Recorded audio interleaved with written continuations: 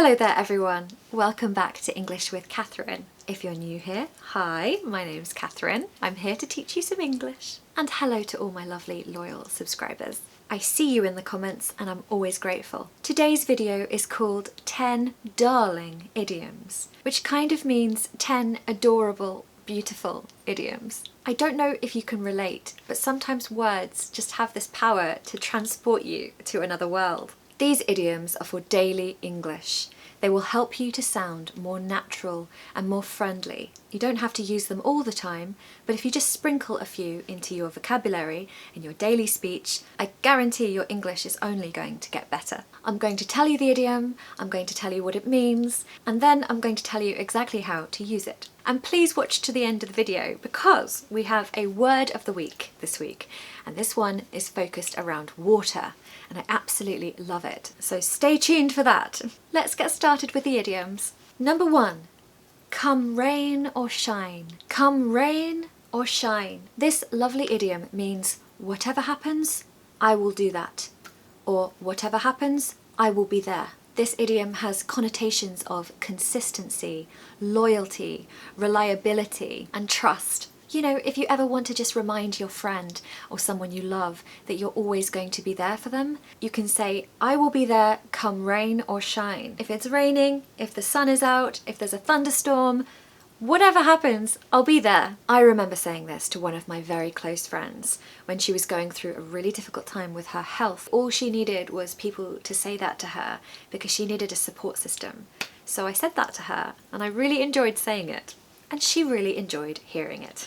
Number 2, on top of the world. On top of the world. If you say that you are on top of the world, that is about pure happiness. You're so happy, you feel like you're sitting on top of the world, just looking down at everything. I love this idiom because it has connotations of happiness and kind of gratitude. You know, when you just feel grateful to be alive and to be healthy. There are a few moments in my life where I've been on top of the world, but one of them that springs to mind is when I graduated university. I came home to my parents' house where I was living at the time, and there was a car in the driveway with a bow around it, and it was an old classic car. Nothing that expensive, it wasn't really anything grand. It was a car that I wanted and that I dreamed about owning, and my dad had very kindly gifted it to me for my graduation present. I was really young and I remember just seeing the car and I was just on top of the world.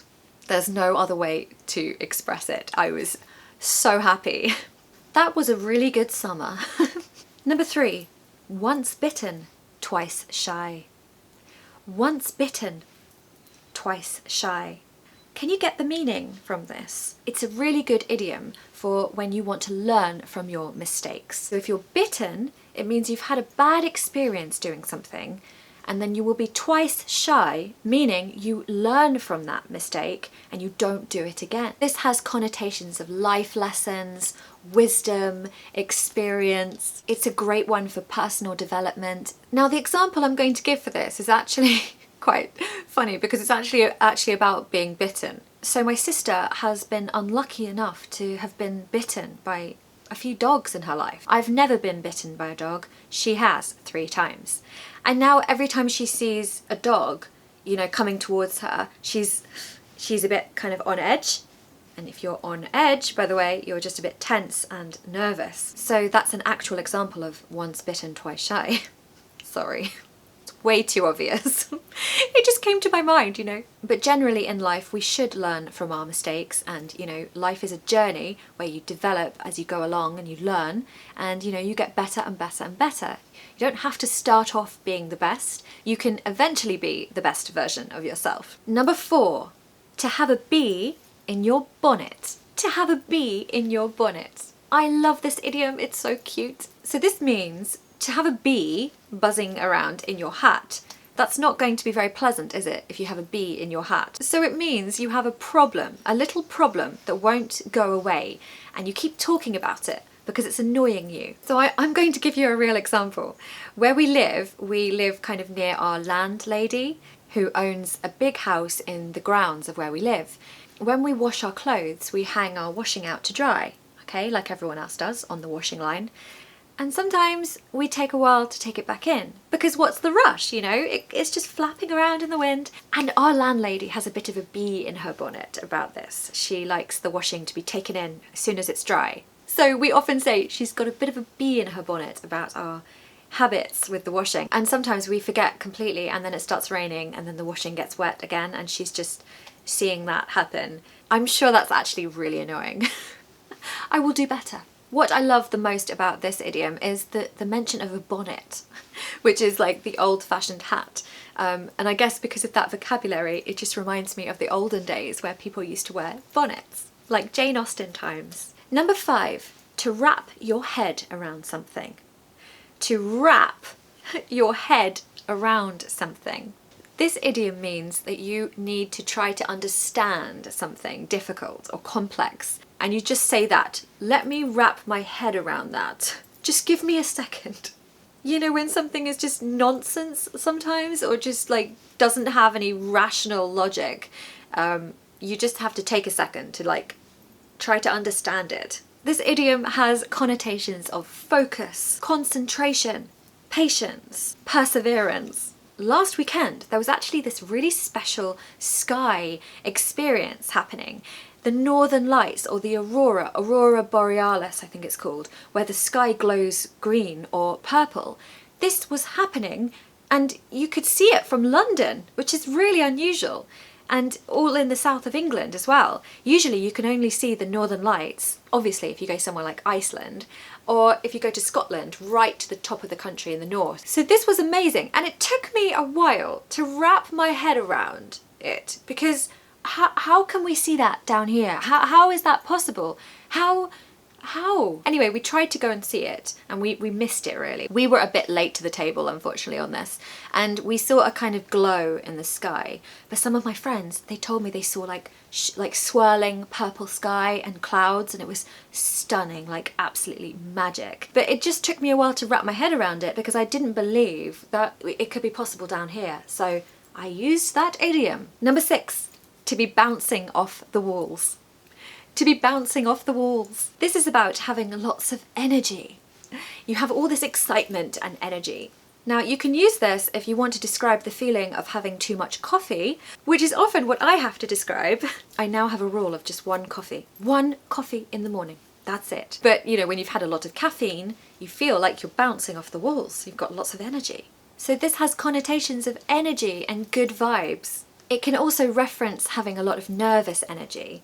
You can say, I'm bouncing off the walls, I'm so nervous and excited. I remember when I made my first YouTube video and I was like kind of excited, and Tom was just like, look, just go out for a walk. You are bouncing off the walls. You are full of nervous energy. And yeah, that was the feeling. It had nothing to do with caffeine. It was more anticipation and excitement, because I was actually really excited to do it. We use this a lot with children, especially when they've had sugar. You'll hear a lot of parents saying, oh, Sophie's bouncing off the walls at the moment. She's just had an ice cream or something. Number 7, a ray of sunshine. A ray of sunshine. This idiom is about people. So when you're describing someone's character or their personality, which is actually really important for daily English. You never know when you're going to need to describe someone. It could be anyone, your family member or a friend. And this is just about someone who brings happiness to people, okay? They're very positive, they have a lot of good energy about them. And my mum is literally this. My mother, oh my, she is such a ray of sunshine. And I remember my grandparents when they were going through a difficult time with their health and everything was a bit doom and gloom, which means a bit depressing. They would always say that my mum was like a ray of sunshine, because every time she went round to their house, she would kind of just cheer them up with her existence really, and her cheerful way. And I always remember them saying that to her. So yeah, Mum, you really are. This idiom has connotations of warmth, positivity, hope and kindness. Number 8, a hidden gem.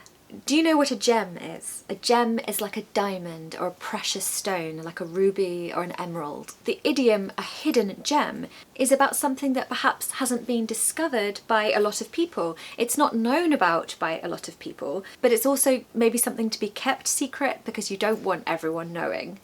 For example, I know a lot of hidden gems in Cornwall, which is one of my favourite places in the UK, and I don't know if I'm ever really going to tell people exactly where they are because they are secret. They are as valuable to me as diamonds, so they are like gems to me, but they are hidden because not that many people know about them. They're off the beaten track. They're not on the tourist path, okay? So if you want a recommendation for a hidden gem in Cornwall, you're gonna have to get to know me on a deeper level. Don't give away my secrets easily. Sometimes I do, depends on the mood. Number 9, to burn the midnight oil. To burn the midnight oil. I love this one. I think I love anything to do with midnight because it reminds me of Cinderella. You know, when the clock strikes midnight and her carriage turns back into a pumpkin. Anything to do with midnight is kind of an exciting time. It's quite mysterious and I love the word midnight. So to burn the midnight oil is to work into the night, not going to sleep early. Maybe you have a project at work that you have to finish and you burn the midnight oil by staying up late to finish the project. It doesn't have to be working, it could be reading. The other week I burnt the midnight oil. I stayed up till 4 in the morning reading. I was just so into my book and I just couldn't put it down. So I just thought, why not? And the nighttime is so peaceful. Don't get me wrong, I'm not a night owl. That is not something I do all the time. I'm definitely an early bird. Just to remind you, a night owl is someone that prefers to be awake at night, and an early bird is someone that likes to get up early and likes the mornings. So this idiom has connotations of peace, calm, quiet, mystique, and Cinderella. Number 10, to pour your heart into something. To pour your heart into something. This lovely idiom means to put all your effort into something that you are doing or have done. So you do something in a wholehearted way, which means you apply maximum effort. You really, really try. So it has connotations of commitment, devotion, authenticity, and sincerity. I have to say, I do pour my heart into all my YouTube videos. Even when life is hard, I really do find that I enjoy it so much and I enjoy developing the ideas and trying to work out what you guys want. You can use this if you do something for someone else as well, like if you plan something for someone for their birthday or help them out with something at work and you pour your heart into it. It means you're really invested in that and you really care. So it's just a lovely daily idiom for making a lot of effort. Okay everyone, the word of the week. Now I did already tell you that it is water related and this word is lagoon. Lagoon. So this means a body of water that usually can be found on a beach, but it's separate from the main ocean or the sea. So usually when the tide comes in, the water fills up a rock pool. Sometimes they can be quite big. And then when the tide goes out, the water remains and you have a lagoon. Another word that relates to the lagoon is the word ripple. Now I don't know if you know this one, but when you drop something in a very still body of water, it creates ripples. There are connotations of calm, peace, stillness, quiet, serenity. This is why I love language. Okay everyone, I'm going to love you and leave you to enjoy the rest of your beautiful summer's day. It is summer now, so here we are. This is it. I hope you have a wonderful weekend. Maybe you can use a few of these idioms in your daily life. Click subscribe if you would be so lovely. You don't have to, but obviously that would be great. And please follow me on Instagram as well. Have a great day and I'll see you next Friday.